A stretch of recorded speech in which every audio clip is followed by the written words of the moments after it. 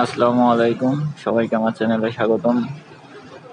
বন্ধুরা, আজকে আমরা শিখব জোজি A6000 মেশিনে ইরোড 14 কিভাবে সমাধান করে। আশা করি সবাই পুরো ভিডিওটা দেখবেন এবং খুব সহজেই সমাধান পাবেন কিভাবে ইরোড 14 রিমুভ করতে হয়।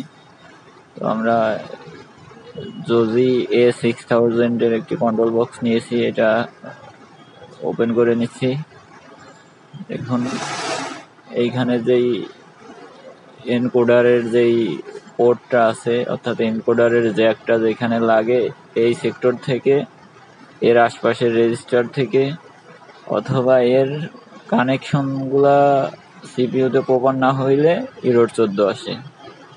তো দেখুন আমরা রেজিস্টারগুলা ভালোভাবে চেক করে নেব। এখানে এনকোডারের জ্যাকের আশপাশে যে রেজিস্টারগুলো আছে এগুলা প্রত্যেকটা রেজিস্টার একটা একটা করে খুব ভালোভাবে মেপে দেখতে হবে যে রেজিস্টারগুলোর ভ্যালু ঠিক আছে কিনা। যদি একটু এদিক সেদিক হয়, প্রয়োজনে রেজিস্টারগুলো খুলে তারপর মেপে দেখতে হবে যে এগুলার ভ্যালু ঠিক আছে কিনা। যদি সবগুলা রেজিস্টারের ভ্যালু ঠিক থাকে, অর্থাৎ কোনোটার ভ্যালু কম বেশি না পান, এরপরেও মেশিনে ইরোড 14 আসে, সেক্ষেত্রে বুঝতে হবে যে আপনার এনকোডারের সিগন্যাল ইনপুটে অথবা সিপিইউতে সিগন্যাল মিস করতেছে, অর্থাৎ সিপিইউ এনকোডার থেকে সিপিইউ পর্যন্ত সিগন্যাল সম্পূর্ণ পৌঁছাইতে পারতেছে না, হয়তো আংশিক পৌঁছাইতেছে অথবা পৌঁছাইতেছে না, এরকম হইতেছে। তো এইটার সমাধান যেভাবে করবেন সেটা হচ্ছে, রেজিস্টার খারাপ থাকলে অবশ্যই রেজিস্টারগুলো আপনি চেঞ্জ করে দেবেন। আর যদি রেজিস্টার খারাপ না পান, সেক্ষেত্রে রেজিস্টারগুলা রিসোল্ডার করে দেবেন এবং সিপিইউ রিসোল্ডার করে দেবেন। আর রেজিস্টারের আশপাশে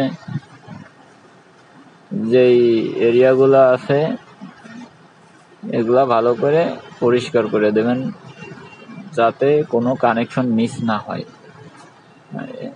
তারপর এনকোডারের যে পোর্টটা আছে সেটাও ভালোভাবে চেক করে দেখবেন যে এখান থেকে লুজ কানেকশন পাই কিনা। আর রিসোল্ডার করার ক্ষেত্রে অবশ্যই সতর্কতা অবলম্বন করবেন যাতে পুরোপুরিভাবে রিসোল্ডার করলে রেজিস্টারগুলো পুরোপুরি উঠে না যায়, আবার পিন মিসিং না হয়ে যায়, এদিকে খেয়াল রাখবেন।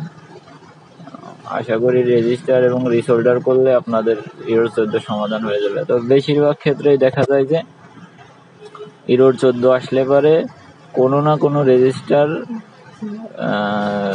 খারাপ হয়ে থাকে, রেজিস্টার খারাপ পাওয়া যায়। তো হঠাৎ দু একটা পাওয়া যাবে যেটাতে রেজিস্টার খারাপ হয় নাই। তো আমরা এখন সিপিইউটাকেও রিসোল্ডার করে দেবো। সিপিইউ রিসোল্ডার করার ক্ষেত্রে প্রথমে আপনারা এইভাবে লিড দিয়ে সবগুলা লেগ ভরাট করে নেবেন। দেখুন ভিডিওতে, দেখুন লেগগুলা পুরোপুরি ভরাট করে নিয়ে তারপরে পেস্ট লাগাইয়া এরপরে আবার এগুলারে তুলে নেবেন। তাহলে কানেকশন মিস হওয়ার আর কোনো সম্ভাবনা থাকবে না এবং এটা দীর্ঘদিন টেকসই হবে ইনশাল্লাহ। তো বন্ধুরা, এভাবেই আপনারা চাইলে সহজেই ইরোড 14 সমাধান করতে পারেন। আর জোজি মেশিনের যে কোনো সমস্যার জন্যে কমেন্টস করতে পারেন। কমেন্টসের আমি চেষ্টা করব সবগুলো কমেন্টসের উত্তর দেওয়ার জন্য। আমরা সিপিইউ এখন রিসোল্ডার করে নিলাম।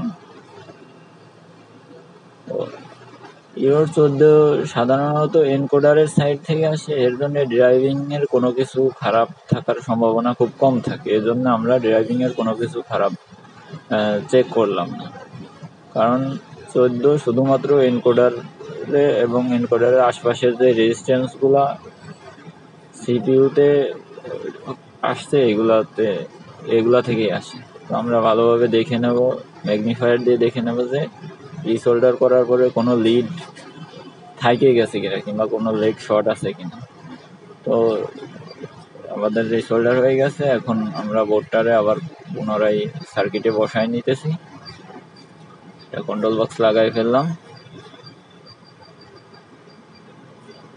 এখন আমরা মেশিনে সরাসরি টেস্ট করব যে এইটা ঠিক হয়েছে কিনা। তো মেশিনে লাগাই দিচ্ছি আমি, দেখুন এখন পাওয়ার দিচ্ছি।